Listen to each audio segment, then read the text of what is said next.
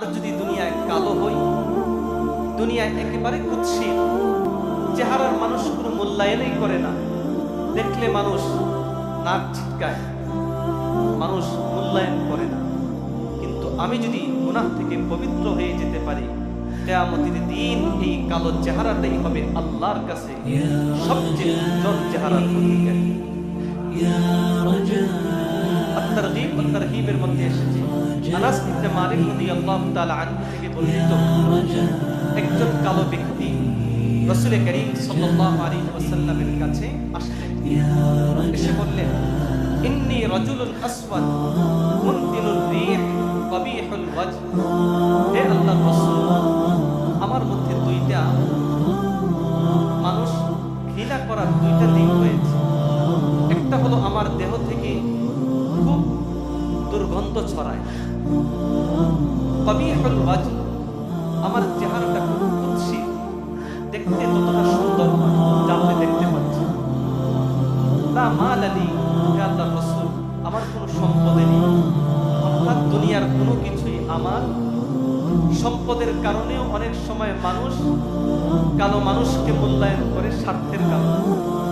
আবার কখনো কখনো মানুষ সুন্দর হলে তাকেও মূল্যায়ন করার চেষ্টা করে, কিন্তু আমার তো কোনোটাই নেই। ইয়া রাসূলুল্লাহ, ইয়া হাবিবাল্লাহ, ফাইন আনা কাতালতু হাউলাই হাত্তা উকতালা ফাইনা আনা। ইয়া রাসূলুল্লাহ, জিহাদের ময়দানে গিয়ে যদি আমি শহীদ হয়ে যাই, তাহলে আমাদের ঠিকানা হবে কি, আমি কোথায় থাকব? আল্লাহ নবী সাল্লাল্লাহু আলাইহি ওয়াসাল্লাম নবীর ওই কালো সাহাবীকে লক্ষ্য করে বললেন, আমার সাহাবী, দুনিয়ার মানুষ তোমাকে মূল্যায়ন করে না সম্পদ না থাকার কারণে, দুনিয়ার মানুষ তোমাকে মূল্যায়ন করে না তোমার চেহারাটা কুৎসিত হওয়ার কারণে, দুনিয়ার মানুষ তোমাকে মূল্যায়ন করে না অনেক পরিশ্রম করার কারণে, তোমার শরীর থেকে দুর্গন্ধ ছড়ানোর কারণে। আমার সাহাবী, জিহাদের ময়দানে গিয়ে যদি তুমি শহীদ হয়ে যেতে পারো, আল্লাহ রাব্বুল আলামিন তোমার ঠিকানা দিবেন জান্নাতের মধ্যে। আল্লাহ ওই নবীর ওই সাহাবী যুদ্ধের ময়দানে গিয়ে অংশগ্রহণ করে তিনি শাহাদাত বরণ করে আল্লাহ নবী ওই সাহাবীর কাছে গেলেন, গিয়ে বললেন, হে আমার সাহাবী, দুনিয়ায় ছিল তোমার চেহারাটা কুৎসিত, তোমার শরীর থেকে দুর্গন্ধ ছড়াতো, দুনিয়ায় তোমার কোনো সম্পদ ছিল না। আমার সাহাবী, আল্লাহ রাব্বুল আলামিন এত সম্মান আর মর্যাদা তোমাকে দান করেছেন।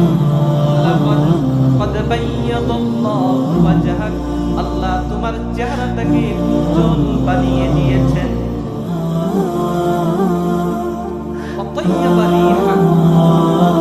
তোমার শরীরের মধ্যে যে দুর্গন্ধ ছিল সেটাকে আল্লাহ সুগন্ধে পরিণত করে দিয়েছেন।